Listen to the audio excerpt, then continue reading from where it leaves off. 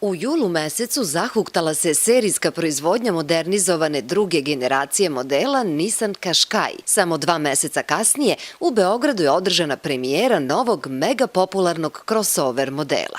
Kompaktan izgled, nešto veći klirens, povišena pozicija za volanom i pregledna karoserija osvojili su srca miliona kupaca širom sveta. Druga generacija je stigla krajem 2013. a 4 godine kasnije u prodajne salone širom sveta, pa i u Srbiji, stiglo je modernizovano izdanje ovog kvalitetnog automobila. Naša ekipa je imala priliku da se nađe na statičkoj prezentaciji gde nismo upoznali samo Novajliju na 4 točka, već i novog marketing menadžera za Nissan brendu u Srbiji, gospodina Ivana Ristića, koji nas je detaljno uputio u tajne novog Qashqaia. Novi Qashqai nam je danas stigao, premijerno ga pokazujemo novinarima i našoj javnosti.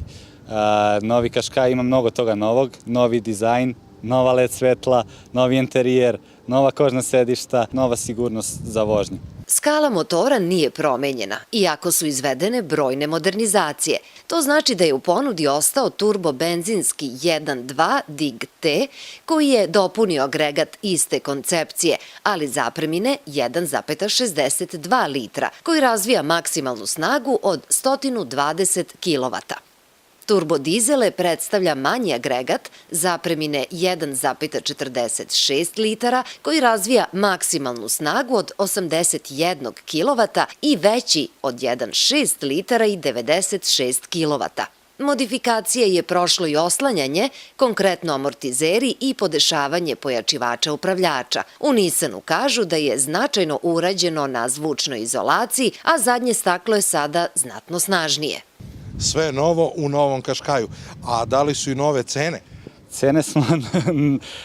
Cene smo zadržali na nivou starih, neverovatno, ali kao što kampanja kaže očekuj više, mi smo zadržali iste cene. Qashqai i ovaj kreće od 18.100 eura pod promo cenom, uz uslove Nissan finansiranja sa kamatama 1,99 na 60 meseci.